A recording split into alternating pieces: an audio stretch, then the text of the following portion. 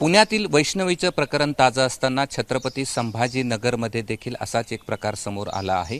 मंत्री संजय शिरसाट यांचा मुलगा सिद्धांत याने छळ केल्याचा आरोप एका महिलेनं केलाय।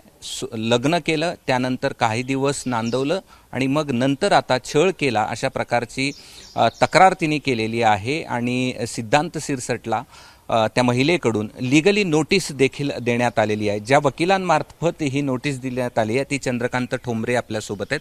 काय प्रकरण आहे आणि काय नोटीस आहे? हे जर आपल्या थोडक्यात सांगायचं विषय म्हणजे हे जे मुंबईमध्ये मुलगी राहत होती त्यांची हे तुमच्या फेसबुकवर त्यांची ओळख झाली। शिरसाट आपल्या सिद्धांत शिरसाटच्या त्या समाजाची मुलगी होती। तिथे एक तिचं चांगलं कुटुंब तिथं काय मुलगा नव्हता, पण स्वतः नोकरी करत होती, लग्न झालेलं होतं। नंतर यांची फेसबुकवर ओळख झाल्यावर सिद्धांत शिरसाटने 2 वर्ष जवळजवळ 6 महिने तिला एवढं प्रेशर आणलं की माझ्याशी लग्न कर, नाहीतर मी गोळी घालून आत्महत्या करेल। पण बरेच तिनं ते फोटो, डोक्याला गोळी मारण्याचे ते फोटो दाखवले, ब्लेडनं हाताला कापून घेऊन शिर कापण्याचा प्रयत्न, असे फोटून तिला इमोशनली ब्लॅकमेल केलं। शेवटी मग ती लग्नास तयार झाली, तिला डायव्हर्स घ्यायला लावला। तिनं कायदेशीर डायव्हर्स घेतला 2-4 महिन्यामध्ये। तोपर्यंत त्यांचे 2018 पासून रिलेशन सुरू होते। शिरसाट यांचा संजय शिरसाट त्यावेळेस आमदार होते, आमदार मागच्या 2018 त्यावेळेस त्यांचा चेंबूरमध्ये एक फ्लॅट होता। आणि फ्लॅटमध्ये त्यांची आई, शिरसाटची पत्नी, बहीण या सगळं नातेवाईकासमक्ष त्यांचं लग्न, रीतसर लग्न झालं फ्लॅटमध्ये। आणि नंतर 2 वर्ष तिथं राहिले। नंतर त्या दरम्यान दुसरी एक नाशिकची मुलगी, तिच्याशी त्याचे अफेअर्स होतं आणि तोच फोटो पाठवायचा तिला। मग ज्यावेळेस तिनं जाब विचारला त्यावेळेस तिच्याशी कसतरी समजूत गाठली आणि तो आता आईवडिलाकडे जा, मी आता माझ्या वडील मंत्री होणार आहेत, मोठं स्थान, कॅबिनेटचा दर्जा मिळणार आहे, म्हणून तिला आईवडिलाकडे पाठवलं आणि तिथला जो फ्लॅट आहे ना विकून टाकला। ज्यावेळेस तिनं फ्लॅट विकल्याला पाहिला त्यावेळेस मग तिचं डोकं सरकलं। नंतर करुणा मुंडेशी तिने संपर्क साधला, तिची दुसरी वैशाली म्हणून एक मुलगी आहे, तिच्याशी संपर्क साधला। नंतर मी मुंबईमध्ये कामानिमित्त करुणा मुंडे यांच्या मॅटरच्या संदर्भात गेलो असता समक्ष आमची भेट झाली। तिनं सगळे व्हिडिओ दाखवले, सगळे कागदपत्र दाखवले आणि नंतर हे सगळे कागदपत्र, व्हिडिओ हे पाहिल्यानंतर दरम्यान 1 महिन्यापूर्वी त्यांना आता एक दुसरी मुलगी आहे साळवे नावाची, तिच्याशी इथं बंगल्यामध्ये नवीन जो बंगला बांधला आहे तिथं लग्न केलं असा फोटो त्यानं पाठवला।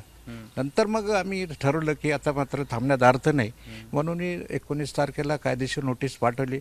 त्यांना सांगितले की एवढा तुम्ही छळ केला आहे आणि सत्तेचा आणि बापाच्या मंत्रिपदाचा गैरवापर करून एका विवाहित महिला तिला डायव्हर्स घ्यायला लावणं आणि तिला इमोशनली ब्लॅकमेल करून स्वतः आपल्या गोळी झाडण्याचे हे जे अन्याय अत्याचार केला अतिशय गंभीर बाब आहे। आणखी पण डायव्हर्स कुणाचा झाला, म्हणजे जे तुम्ही आरोप करताय तिचा झाला की आधीच्या मुलाचा? तिला डायव्हर्स घ्यायला लावला, तिला हो, तिचं जो पहिलं लग्न झालं तिला डायव्हर्स घ्यायला लावला आणि जी मुलीने तक्रार केली तिला तिला डायव्हर्स घ्यायला लावला। तिनं मग कायदेशीर डायव्हर्स घेतला। त्या दरम्यान 18 पासून त्यांचे संबंध सुरू होते आणि त्यांनी लग्न केलं होतं, 21 मध्ये लग्न केलं होतं। 2 वर्ष राहिल्यानंतर त्याचा अफेअर लगेच 3ऱ्या पोरीशी सुरू झालं नाशिकच्या।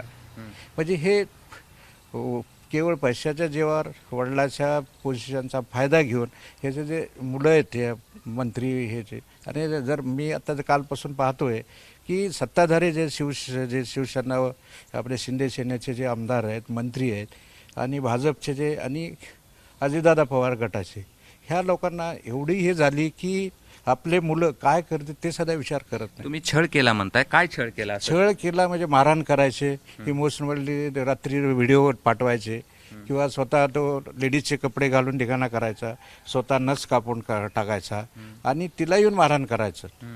आता माझं संपलं म्हणायचं। पोलीस स्टेशनमध्ये ते गेलं?